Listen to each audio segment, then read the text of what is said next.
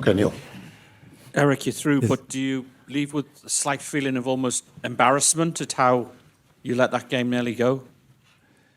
So, mixed feelings is clear, but it's a huge achievement to be twice in a FA Cup final in 2 years. The last 20 years, United was 5 times in the final. Now we are 2 times in 2 years, so it's a huge achievement.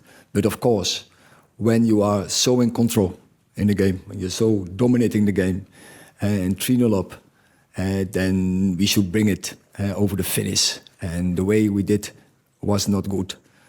But also, I have to say, in the penalty series, how we act there, how determined we were, that is finally that is a good sign and this show good character. But from the 70 minute to the end, there we make mistakes and it shouldn't happen.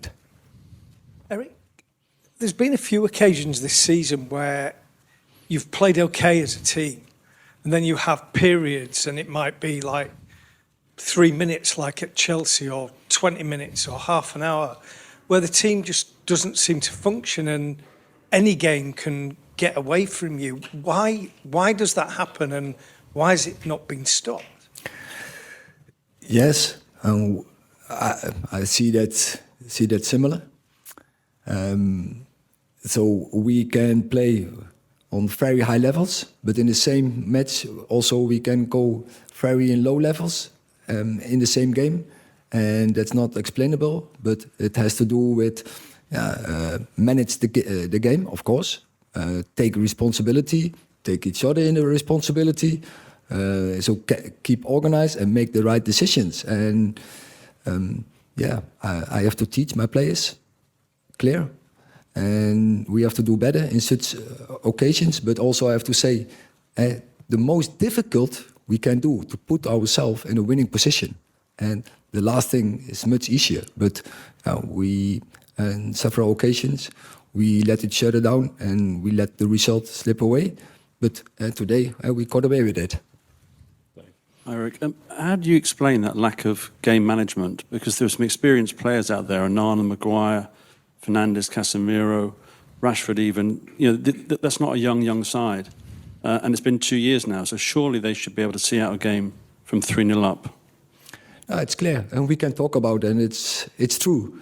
But I see also the flip side, where we are 70 minutes, we're playing to good levels. I see also the flip side where we 2 times in 2 years we are in the FA Cup final, and is now take advantage from this. That we have to go to that cup final to and have the belief we can win, and we can do it. We showed lately in the Emirates where we put ourselves also in a winning position where we could have scored a second goal.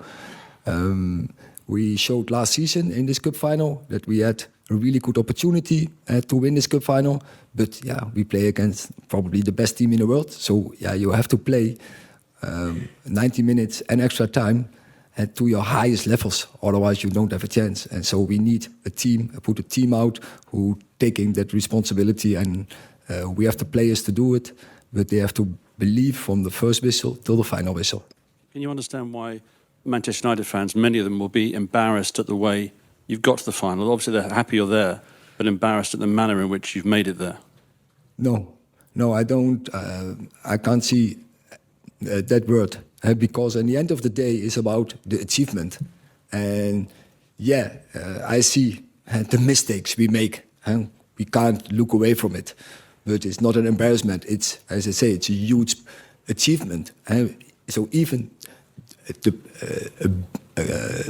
a big team from United from a decade ago, they only achieved the final 3 times. We now 2 times in 2 years. So that's a good performance. And that, with all the setbacks we have in this season, also today, that 3-3, it's absolutely crazy, that decision. And when then is there consistency, then we should get a penalty to make the 4-3 as well. And that was more a handball than the penalty we concede.